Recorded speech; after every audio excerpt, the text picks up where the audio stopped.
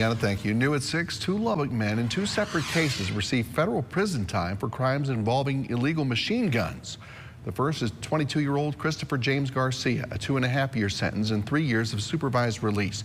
He admitted to buying a device out of Hong Kong that could convert AR-15 style rifles into machine guns. That's illegal. Another man worked with agents from the Bureau of Alcohol, Tobacco, and Firearms and recorded phone calls where Garcia talked about his intention to modify the rifles and Glock pistols. Agents also found $20,000 in cash and over 350 suspected THC cartridges in Garcia's car.